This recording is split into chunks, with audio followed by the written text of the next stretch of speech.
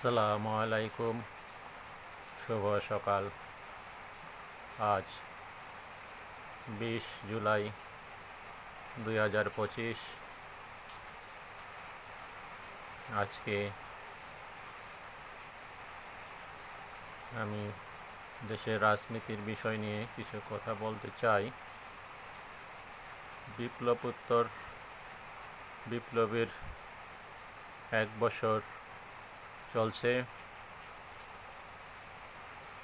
পরিবর্তন বলতে আমাদের তেমন কিছু অর্জন আসেনি ভবিষ্যতের জন্য। উপস্থিত যেটুকু পরিবর্তন, এটা অন্তর্বর্তী সরকারের জন্য যথেষ্ট, বিশেষ করে ডক্টর ইউনূসের ব্যক্তি ইমেজের কারণে।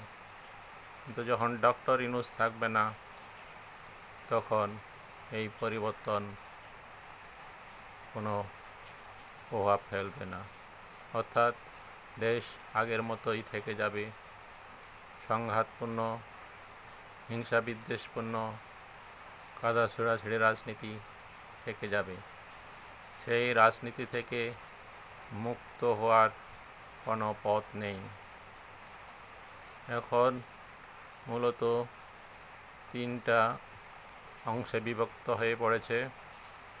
1 নম্বর বিএনপিপন্থী বিএনপি, 2 নম্বর জামাতে ইসলাম এবং ইসলামিক দল, 3 নম্বর এনসিপি বা তরুণ প্রজন্ম।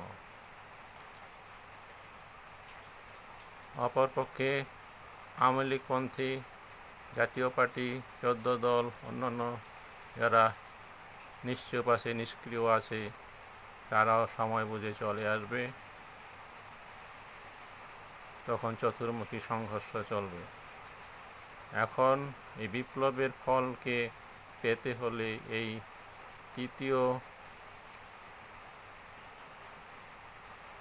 3 দলীয় রূপরেখা, 3টি অংশে বিভক্ত জাতিকে একমতে আসতে হবে। যদি এটা আসতে না পারে, তাহলে বিপ্লব ব্যর্থ।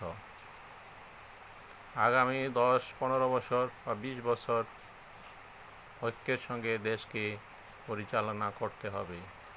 যদি এভাবেই কাদা ছেঁড়াছেড়ি, ঢিল ছেঁড়াছেড়ি, একজনের বিপক্ষে আরেকজনের হিংসা বিদ্বেষ দিন দিন বৃদ্ধি পেতে থাকে, তাহলে দেশ আগের অবস্থানেই থেকে যাবে। ভোট ব্যাংক নিয়ে অনেকে চিন্তিত, কিন্তু ভোট ব্যাংকে আওয়ামী লীগের একটা সুনির্দিষ্ট সংখ্যা আছে। এটা অবশ্যই মনে রাখতে হবে। আর সেই সুনির্দিষ্ট সংখ্যা পিআর পদ্ধতিতে লাভবান হবে। অর্থাৎ পিআর পদ্ধতি যদি চিন্তা করা হয়, সেই ক্ষেত্রে আওয়ামী লীগ পুনর্জাগরণের সুযোগ পাবে, এটা 100%। কারণ তাদের স্বতন্ত্র প্রার্থী থাকবে, ছোট ছোট দলে প্রার্থী থাকবে, এবং তারা সমর্থন দিবে যে তাকে ভোট দাও। প্রকাশ্যে না থাকলেও তারা সমর্থন দিয়ে ব্যক্তিকে, ছোট দলকে দাঁড় করিয়ে দিতে পারে। এতে করে বিপুল পরিমাণ ভোট তাদের সমর্থিত প্রার্থী পেয়ে যাবে। অর্থাৎ তাদের ভোট ব্যাংক 30 থেকে 35% চলে যেতে পারে। সেই ক্ষেত্রে জামাত, ইসলামিক দল বা এনসিপি পিছনে পড়ে যেতে পারে। এই বিষয়গুলো একটি দাবা খেলার মতো। সেই দাবা খেলা চাইলে হয়তো নতুন বাংলাদেশ টিকতে পারবে না। জামায়াতে ইসলাম ভাবছে, ঠিক আছে, আমাদের 3টা দল স্ট্রং দরকার, অন্তত 2টা দল পক্ষে বিপক্ষে সরকার বিরোধী দল হিসাবে অবস্থান করার সুযোগ তৈরি করতে হবে। একমাত্র বিএনপি দিয়ে দেশ চলবে না, একমাত্র নতুন তরুণ প্রজন্ম দিয়ে দেশ চলবে না, একমাত্র জামাত দিয়েও চলবে না। জামাতের আন্তর্জাতিক গ্রহণযোগ্যতা একটি প্রশ্নের মধ্যে ফেলবে। তাই জামাতকে ধীরে ধীরে এগোতে হবে, সময় নিতে হবে। তরুণ প্রজন্ম তাদের বিপ্লবকে কাজে লাগাতে হলে একটু ধৈর্য ধরতে হবে। সেই ধৈর্য ধরার সময়টুকু তাদের নিতে হবে, তাদের গুছাতে হবে, তাদের মেধাবীদের নিয়ে আসতে হবে, রাজনীতি কর্মকাণ্ডে সক্রিয় এবং নেতৃত্ব দেওয়ার মতো জ্ঞান অর্জন করতে হবে। মনে রাখতে হবে, সৈন্য যখন যুদ্ধ করে সেই সৈন্য যুদ্ধ মাঠেই সঠিক, তরুণরা যখন বিপ্লব করেছে সেই বিপ্লবের মাঠেই সঠিক। কিন্তু নেতৃত্ব দেওয়ার জন্য একটু সময়ের প্রয়োজন হবে, ম্যাচুরিটির প্রয়োজন হবে। এইটুকু ধৈর্য ধরতে হবে। এই ধৈর্য ধরতে না পারলে আর আমাদের বিপ্লব এগোতে পারবে না। তাই এই তিন পক্ষকে ঐক্যের মধ্যে থাকতে হবে। যদি ঐক্য না হয়, ধরে নেবেন আমাদের বিপ্লব ব্যর্থ। বিপ্লব ব্যর্থ হওয়ার এটাই অন্যতম কারণ। আমাদের এখনও চিন্তা করতে হবে, বিএনপি ক্ষমতায় আসলে সেই ক্ষমতা অন্য সময় থাকতে পারবে না, কারণ 1 বছর 2 বছরের মধ্যে বিএনপিকে ফেলে দিতে পারে আওয়ামী লীগ। অতীত অভিজ্ঞতা থেকে এটা স্পষ্ট।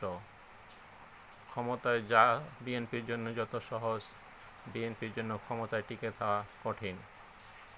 তাই বিএনপির নেতৃত্ব সংস্কার হওয়া প্রয়োজন, সিলেকশন হওয়া প্রয়োজন। ভালো ভালো ব্যক্তি যারা সৎ, নীতিবান, এমন ব্যক্তিদের নেতৃত্বে নিয়ে আসা উচিত। বর্তমান তরুণ প্রজন্ম নিয়ে এগোচ্ছে দেশ, এখন বিএনপির নেতৃত্বেও তরুণ প্রজন্ম আসা উচিত। যারা অতিরিক্ত কথা বলছেন, নিয়ন্ত্রণের বাইরে কথা বলছেন, তাদেরকেও নিয়ন্ত্রণ করা উচিত।